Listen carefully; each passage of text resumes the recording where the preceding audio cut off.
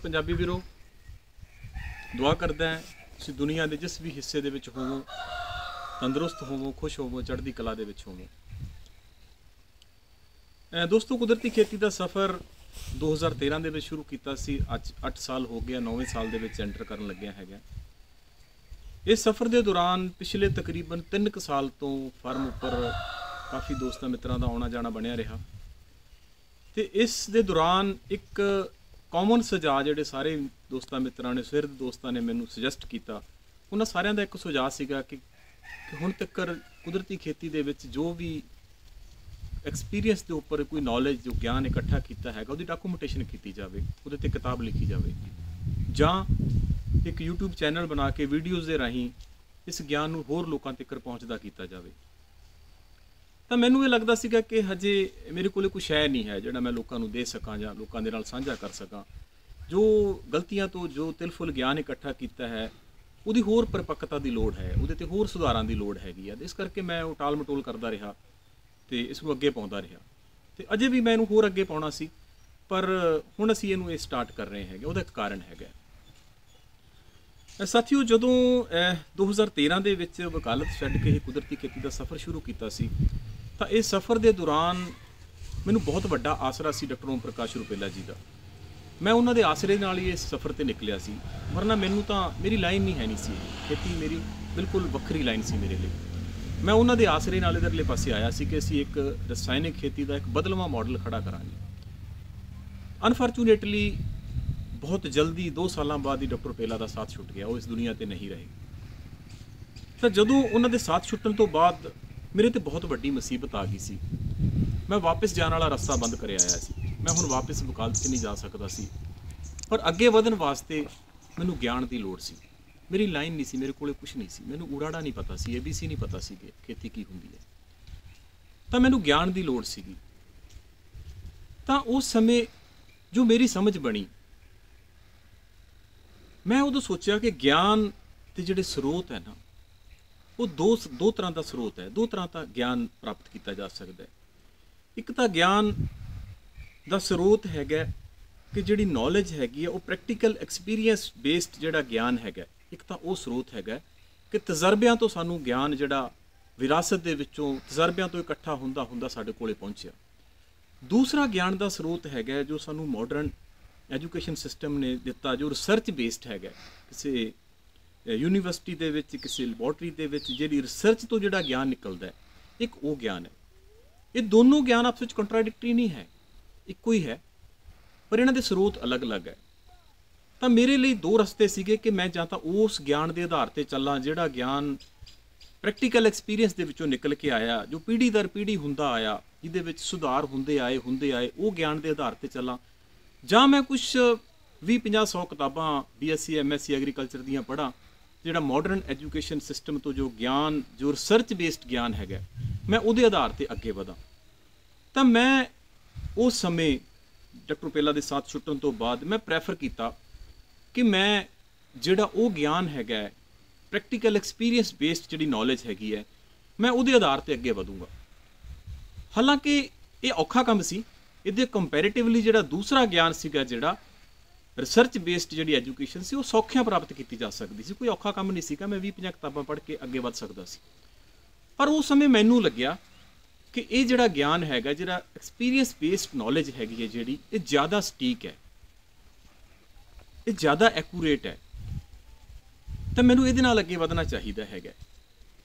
तो इस ज्ञान नूं मैनू ये लग्या कि इहनूं एज ए टूल नहीं वरत्या जा सकता, ये ज्ञान ज़्यादा लोकल है। एक उदाहरण नाल दस्सण की कोशिश करूँगा। सपोज कर लो मैं तिलों की फसल बीजनी हैगी है, तिलों की फसल के उपर PAU दे विच जां किसी होर यूनीवर्सिटी दे विच रिसर्च हुंदी है। हुण वो रिसर्च दे मेरे नाल जे हुण सोहणगढ़ की गल करिए तो सोहणगढ़ दे विच जिहड़ा सॉयल टैक्सचर हैगा, जिहड़ी जमीन की क्वालिटी हैगी है वो PAU की नहीं है, टोटली डिफरेंट है। इत्थों का जिहड़ा टैंपरेचर है वो उस टैंपरेचर के नाल टोटली डिफरेंट है। इत्थों की जिहड़ी बारिश हैगी है, इत्थे साडे जिहड़ी हैगी है 100 mm के करीब बारिश होंदी हैगी है, उत्थे 500 mm तो भी ज़्यादा बारिश होंदी हैगी है, तो उत्थे बारिश का बिल्कुल टोटली डिफरेंट है। ਐਗਰੋ ਇਨਪੁਟਸ ਦਾ ਟੋਟਲ ਡਿਫਰੈਂਸ ਹੈਗਾ। ਇੱਥੇ ਜੋ ਮੈਂ ਆਰਗੈਨਿਕ ਦੇ ਵਿੱਚ ਰੱਖਣਾ ਹੈਗਾ, ਕੁਛ ਬਾਹਰ ਤੋਂ ਕੈਮੀਕਲ ਬੇਸਡ ਇਨਪੁਟਸ ਨਹੀਂ ਪਾਉਣੀਆਂ। ਉੱਥੇ ਜਿਹੜੀ ਰਿਸਰਚ ਹੋਊਗੀ ਉਹ ਕੈਮੀਕਲ ਬੇਸਡ ਇਨਪੁਟਸ ਤੇ ਹੋਊਗੀ। ਤਾਂ ਉਹ ਰਿਸਰਚ ਮੇਰੇ ਲਈ ਜਿਹੜੀ ਹੈਗੀ ਹੈ ਉਹ ਇੰਨੀ ਐਕੂਰੇਟ ਨਹੀਂ ਹੋਊਗੀ। ਇਹਦੀ ਬਜਾਏ ਮੈਨੂੰ ਜੇ ਕਿਸੇ ਮੇਰੇ ਪਿੰਡ ਦੇ ਪੁਰਾਣੇ ਬਜ਼ੁਰਗ ਤੋਂ ਉਸ ਤਿਲਾਂ ਦੀ ਖੇਤੀ ਦੇ ਬਾਬਤ ਜਿਹੜਾ ਗਿਆਨ ਮਿਲਦਾ ਹੈ, ਮੈਨੂੰ ਇਹ ਲੱਗਿਆ ਕਿ ਉਹ ਗਿਆਨ ਜ਼ਿਆਦਾ ਐਕੂਰੇਟ ਹੈ, ਉਹ ਜ਼ਿਆਦਾ ਸਟੀਕ ਹੈ, ਮੇਰੇ ਲਈ ਉਹ ਜ਼ਿਆਦਾ ਫਾਇਦੇਮੰਦ ਹੈ। ਤਾਂ ਫਿਰ ਮੈਂ ਪ੍ਰੈਫਰ ਕੀਤਾ ਕਿ ਮੈਂ ਉਸ ਗਿਆਨ ਦੇ ਆਧਾਰ 'ਤੇ ਚੱਲੂੰਗਾ ਜਿਹੜਾ ਗਿਆਨ ਪ੍ਰੈਕਟੀਕਲ ਐਕਸਪੀਰੀਅੰਸ ਦੇ ਵਿੱਚੋਂ ਨਿਕਲ ਕੇ ਆਇਆ। ਉਸ ਗਿਆਨ ਦੀ ਆਪਣੀਆਂ ਕੁਝ ਕਮੀਆਂ ਨੇ, ਕਿਉਂਕਿ ਉਹ ਗਿਆਨ ਮੇਰੇ ਤੱਕ ਪਹੁੰਚਿਆ ਨਹੀਂ। ਉਹ ਗਿਆਨ ਜਿਹੜਾ ਸਾਡਾ ਪੀੜ੍ਹੀ ਦਰ ਪੀੜ੍ਹੀ ਤੁਰਿਆ ਆਉਂਦਾ ਸੀ, ਉਸ ਦੇ ਵਿੱਚ ਬੜੀਆਂ ਸੋਧਾਂ ਹੁੰਦੀਆਂ ਆਈਆਂ। ਗਿਆਨ ਕਦੇ ਵੀ ਜਿਹੜਾ ਹੈ ਸੰਪੂਰਨ ਨਹੀਂ ਹੋ ਸਕਦਾ। ਇਹਦੇ ਵਿੱਚ ਹਮੇਸ਼ਾ ਸੁਧਾਰ ਹੁੰਦੇ ਰਹੇ ਆ ਅਤੇ ਹੁੰਦੇ ਰਹਿਣਗੇ। ਜੋ ਅੱਜ ਕੋਈ ਮੈਂ ਤਿਲ ਫੁੱਲ ਇਕੱਠਾ ਕੀਤਾ ਹੈਗਾ, ਇਹਦੇ ਵਿੱਚ ਵੀ ਸੁਧਾਰਾਂ ਦੀ ਗੁੰਜਾਇਸ਼ ਹੋਣੀ ਹੈ, ਇਹਦੇ ਵਿੱਚ ਵੀ ਸੁਧਾਰ ਹੁੰਦੇ ਰਹਿਣੇ ਆ। ਤਾਂ ਉਹ ਜਿਹੜਾ ਗਿਆਨ ਸੀਗਾ, ਜਿਹੜਾ ਸਾਨੂੰ ਵਿਰਾਸਤ ਦੇ ਵਿੱਚੋਂ ਪੀੜ੍ਹੀ ਦਰ ਪੀੜ੍ਹੀ ਮੇਰੇ ਦਾਦੇ ਦੇ ਗਾਂ ਪੜਦਾਦੇ ਤੋਂ ਗਾਂ ਇਸ ਤਰ੍ਹਾਂ ਸਾਡੇ ਕੋਲ ਆਉਂਦਾ ਰਿਹਾ, ਉਸ ਗਿਆਨ ਜਦੋਂ ਮੇਰੇ ਤੱਕ ਪਹੁੰਚਿਆ ਨਹੀਂ, ਕਿਉਂਕਿ ਰਸਤੇ ਦੇ ਵਿੱਚ ਕੈਮੀਕਲ ਫਾਰਮਿੰਗ ਆ ਗਈ, ਖੇਤੀ ਦਾ ਮਾਡਲ ਚੇਂਜ ਹੋ ਗਿਆ। ਸੰਨ 70 ਦੇ ਵਿੱਚ ਆ ਕੇ ਉਸ ਤੋਂ ਪਹਿਲਾਂ ਬਹੁਤ ਜ਼ਬਰਦਸਤ ਗਿਆਨ ਸੀ ਸਾਡੇ ਕਿਸਾਨ ਦੇ ਕੋਲੇ। ਕਿਸਾਨ ਇੱਕ ਵਿਗਿਆਨੀ ਹੁੰਦਾ ਸੀ, ਉਹਦੇ ਕੋਲੇ ਬੜਾ ਜ਼ਬਰਦਸਤ ਗਿਆਨ ਸੀ। ਉਸ ਗਿਆਨ ਦੀ ਡਾਕੂਮੈਂਟੇਸ਼ਨ ਦੇ ਤਰੀਕੇ ਵੀ ਅਲੱਗ-ਅਲੱਗ ਸੀ। ਜੇ ਅਸੀਂ ਪੁਰਾਣੇ ਇਤਿਹਾਸ ਵਿੱਚ ਦੇਖੀਏ ਤਾਂ ਸਾਡੇ ਲੋਕ ਗੀਤ, ਸਾਡੀਆਂ ਬਾਤਾਂ, ਕਹਾਣੀਆਂ, ਮੁਹਾਵਰੇ, ਇਹ ਸਾਰੇ ਉਸ ਗਿਆਨ ਦੀ ਡਾਕੂਮੈਂਟੇਸ਼ਨ ਦਾ ਕੰਮ ਕਰਦੇ ਸੀ। ਸਾਡੇ ਬੜੀਆਂ ਲੋਕ ਬੋਲੀਆਂ ਐਸੀਆਂ ਹੁੰਦੀਆਂ ਸੀ ਜਿਹਦੇ ਵਿੱਚ ਉਹ ਗਿਆਨ ਇੱਕ ਪੀੜ੍ਹੀ ਤੋਂ ਦੂਸਰੀ ਪੀੜ੍ਹੀ ਤੱਕ ਉਹ ਬੋਲੀਆਂ ਦੇ ਜ਼ਰੀਏ, ਨਾਟਕਾਂ ਦੇ ਜ਼ਰੀਏ ਗਿਆਨ ਸਾਡੇ ਤੁਰਿਆ ਆ ਰਿਹਾ। ਇਸ ਗਿਆਨ ਦੀ ਡਾਕੂਮੈਂਟੇਸ਼ਨ ਪਹਿਲਾਂ ਇਸ ਬੋਲੀਆਂ ਦੇ ਰਾਹੀਂ ਹੁੰਦੀ ਰਹੀ। ਉਸ ਤੋਂ ਬਾਅਦ ਜਿਹੜਾ ਹੈਗਾ ਇਹ ਲਿਖਤੀ ਬਹੁਤ ਘੱਟ ਹੋਇਆ ਲਿਖਤ ਦੇ, ਕਿਉਂਕਿ ਸਾਡੇ ਪੰਜਾਬੀਆਂ ਦਾ ਸੁਭਾਅ ਰਿਹਾ ਹੈਗਾ ਕਿ ਅਸੀਂ ਲਿਖਣ ਦੇ ਵਿੱਚ ਬਹੁਤ ਪਿੱਛੇ ਰਹਿ ਜਾਂਦੇ ਹੈਗੇ ਆ। ਮੈਨੂੰ ਵੀ ਡਾਕਟਰ ਰੁਪੇਲਾ ਜਿੰਨਾ ਚਿਰ ਇੱਥੇ 2 ਸਾਲ ਸਾਥ ਰਿਹਾ, ਉਹ ਹਮੇਸ਼ਾ ਇਹ ਕਹਿੰਦੇ ਰਹੇ ਕਿ ਤੂੰ ਡੇ ਬੁੱਕ ਲਾ, ਉਹਦੇ ਵਿੱਚ ਜੋ ਡੇਲੀ ਦੀਆਂ ਐਕਟੀਵਿਟੀਜ਼ ਹੋਣਗੀਆਂ ਉਹ ਸਾਰੀਆਂ ਲਿਖਿਆ ਕਰ। ਤਾਂ ਲੇਕਿਨ ਉਹ ਕਹਿੰਦੇ ਰਹੇ ਅੱਜ ਤੱਕ 8 ਸਾਲ ਹੋ ਗਏ ਉਹ ਡੇ ਬੁੱਕ ਨਹੀਂ ਲਾਈ ਗਈ। ਸੋ ਜਿਹੜਾ ਲਿਖਣ ਵਾਲਾ ਕੰਮ ਹੈਗਾ ਉਹ ਸਾਡੇ ਪੰਜਾਬੀਆਂ ਨੂੰ ਥੋੜ੍ਹਾ ਔਖਾ ਲੱਗਦਾ ਹੈਗਾ। ਤਾਂ ਇਸ ਗਿਆਨ ਵੀ ਜਿਹੜਾ ਸੀਗਾ ਉਹਦੀ ਵੀ ਲਿਖਤ ਬਹੁਤ ਘੱਟ ਹੋਈ ਹੈ। ਜੋ ਖਾਸ ਤੌਰ 'ਤੇ ਜੋ ਮੈਂ ਖੇਤੀ ਨਾਲ ਸੰਬੰਧਿਤ ਜਦੋਂ ਗਿਆਨ ਦੀ ਗੱਲ ਕਰਦਾ, ਮੈਂ ਖੇਤੀ ਨਾਲ ਸੰਬੰਧਿਤ ਗਿਆਨ ਦੀ ਗੱਲ ਕਰਦਾ। ਤਾਂ ਜਦੋਂ ਇਹ ਗਿਆਨ ਤੁਰਿਆ ਆਇਆ ਇਹਦੇ ਵਿੱਚ ਜਿਹੜਾ ਹੈ ਹੋਰ ਸੁਧਾਰ ਹੁੰਦੇ ਰਹੇ ਹੈਗੇ ਆ। ਤਾਂ ਹੁਣ ਮੈਨੂੰ ਲੱਗਿਆ ਕਿ ਮੈਨੂੰ ਇਸ ਸਮੇਂ ਦੀ ਵੇਟ ਨਹੀਂ ਕਰਨੀ ਚਾਹੀਦੀ ਕਿ ਇਹਦੇ ਵਿੱਚ ਹੋਰ ਪਰਿਪੱਕਤਾ ਆਵੇ। ਉਹ ਤਾਂ ਹੋ ਹੀ ਨਹੀਂ ਸਕਦੀ, ਸੰਪੂਰਨਤਾ ਹੋ ਹੀ ਨਹੀਂ ਸਕਦੀ। ਇਹਦੇ ਵਿੱਚ ਹਮੇਸ਼ਾ ਸੁਧਾਰ ਹੁੰਦੇ ਰਹਿਣੇ ਆ। ਮੈਂ ਜੇ ਕੋਈ ਟੈਕਨੀਕ ਇਕੱਠੀ ਕੀਤੀ, ਕਿਸੇ ਗਿਆਨ ਤੋਂ ਇਕੱਠੇ ਕਰਕੇ ਉਸ ਟੈਕਨੀਕ ਨੂੰ ਡਿਵੈਲਪ ਕੀਤਾ ਹੈਗਾ, ਤਾਂ ਉਸ ਟੈਕਨੀਕ ਦੇ ਵਿੱਚ ਹੋਰ ਸੁਧਾਰ ਹੁੰਦੇ ਰਹਿਣੇ। ਤਾਂ ਮੈਨੂੰ ਇਹ ਜੋ ਤਿਲ ਫੁੱਲ ਇਕੱਠਾ ਕੀਤਾ ਹੈਗਾ ਇਹਨੂੰ ਪਬਲਿਕ ਡੋਮੇਨ ਦੇ ਵਿੱਚ ਲਿਆਉਣਾ ਚਾਹੀਦਾ, ਲੋਕਾਂ ਦੇ ਸਾਹਮਣੇ ਰੱਖਣਾ ਚਾਹੀਦਾ ਹੈ, ਤਾਂ ਇਹਦੇ ਵਿੱਚ ਹੋਰ ਸੁਧਾਰ ਹੋਣ।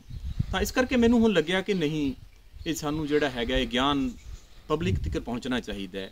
ਇਹ ਗਿਆਨ 'ਤੇ ਕਿਸੇ ਵਿਅਕਤੀ ਵਿਸ਼ੇਸ਼ ਦਾ ਅਧਿਕਾਰ ਨਹੀਂ ਹੁੰਦਾ। ਮੈਂ ਜੋ ਮੰਨਦਾ ਹੈਗਾ ਕਿ ਇਹ ਜਿਹੜਾ ਗਿਆਨ ਹੈਗਾ, ਜਿਹੜਾ ਵਿਰਾਸਤ ਦੇ ਵਿੱਚੋਂ ਮੇਰੇ ਕੋਲੇ ਪਹੁੰਚਿਆ ਹੈਗਾ, ਮੈਂ ਇਹ ਗਿਆਨ ਕਿੱਥੋਂ ਲਿਆ ਹੈਗਾ? ਇਹ ਵੀ ਗਿਆਨ ਮੈਂ ਸਮਾਜ ਤੋਂ ਲਿਆ ਹੈਗਾ। ਮੈਂ ਹੁਣ ਤਿਲ ਬੀਜਣ ਲੱਗਿਆ ਸੀ, ਤਾਂ ਰਸਤੇ ਦੇ ਵਿੱਚ ਕੋਈ ਟੱਪੇ ਜਾਂਦੇ ਬੰਦੇ ਨੇ ਮੈਨੂੰ ਕਹਿਤਾ, ਭਾਈ ਤੂੰ ਤਿਲ ਬਹੁਤ ਨੇੜੇ ਬੀਜ ਰਿਹਾ, ਉਹਨੂੰ ਵਿਰਲੇ ਰੱਖ। ਤਾਂ ਮੈਂ ਉਹ ਤਿਲ ਵਿਰਲੇ ਰੱਖ ਲਏ। ਉਸ ਤੋਂ ਬਾਅਦ ਜੇ ਮੈਂ ਉਹ ਤਿਲਾਂ ਦੀ ਫਸਲ ਦੇ ਵਿੱਚ ਮੈਂ ਕਾਮਯਾਬ ਹੋ ਜਾਂਦਾ ਤਾਂ ਉਹ ਮੇਰੀ ਪ੍ਰਾਪਤੀ ਨਹੀਂ ਹੈ ਸਾਰੀ। ਉਹਦੇ ਵਿੱਚ ਉਹ ਲੰਘੇ ਜਾਂਦੇ ਬੰਦੇ ਨੇ ਜਿਹੜਾ ਮੈਨੂੰ ਸੁਜੈਸਟ ਕੀਤਾ ਸੀ, ਜਿਹੜਾ ਮੈਨੂੰ ਉਹਨੇ ਗਿਆਨ ਦਿੱਤਾ ਸੀ, ਤੇ ਉਹਦਾ ਵੀ ਰੋਲ ਸੀ। ਤਾਂ ਇਸ ਤਰ੍ਹਾਂ ਜਿਹੜਾ ਗਿਆਨ ਹੈਗਾ ਇਹ ਸਾਰੇ ਸਮਾਜ ਦਾ ਹਿੱਸਾ ਹੁੰਦਾ ਹੈ, ਇਹ ਸਮਾਜ ਦੀ ਸੰਪਤੀ ਹੈ। ਹਮੇਸ਼ਾ ਪੁਰਾਣੇ ਸਮਿਆਂ ਦੇ ਵਿੱਚ ਸਾਡਾ ਗਿਆਨ ਜਿਹੜਾ ਸੀਗਾ, ਜਿਹੜੀ ਨੌਲੇਜ ਸੀਗੀ, ਉਹਨੂੰ ਸਮਾਜ ਦੀ ਸੰਪਤੀ ਗਿਣਿਆ ਜਾਂਦਾ ਸੀ। ਜੇ ਕੋਈ ਵਿਅਕਤੀ ਵਿਸ਼ੇਸ਼ ਉਸ ਗਿਆਨ ਨੂੰ, ਜੇ ਕਿਸੇ ਕੋਲੇ ਕੋਈ ਗਿਆਨ ਹੁੰਦਾ ਸੀ, ਉਹ ਗਿਆਨ ਨੂੰ ਗਾਂਹ ਟਰਾਂਸਫਰ ਨਹੀਂ ਕਰਦਾ ਸੀ, ਕਿਸੇ ਹੋਰ ਨੂੰ ਨਹੀਂ ਸਾਂਝਾ ਕਰਦਾ ਸੀ, ਤਾਂ ਉਹਨੂੰ ਬੜਾ ਬੁਰਾ ਗਿਣਿਆ ਜਾਂਦਾ ਹੁੰਦਾ ਸੀ। ਸੋ ਮੈਨੂੰ ਹੁਣ ਲੱਗਿਆ ਕਿ ਜੋ ਤਿਲ ਫੁੱਲ ਇਕੱਠਾ ਕੀਤਾ ਹੈਗਾ, ਬੇਸ਼ੱਕ ਇਹਦੇ ਤੇ ਹੋਰ ਸੰਪੂਰਨ ਨਾ ਹੋਵੇ, ਇਹਦੇ ਵਿੱਚ ਵੀ ਕਮੀਆਂ ਹੋਣਗੀਆਂ, ਤਾਂ ਇਹਦੇ ਵਿੱਚ ਹੋਰ ਸੁਧਾਰ ਹੋ ਸਕਦੇ ਹੈਗੇ ਆ। ਤਾਂ ਲੇਕਿਨ ਜੋ ਤਿਲ ਫੁੱਲ ਹੈ ਇਕੱਠਾ ਕੀਤਾ ਹੈਗਾ, ਇਹਨੂੰ ਪਬਲਿਕ ਦੇ ਸਾਹਮਣੇ ਰੱਖਿਆ ਜਾਵੇ।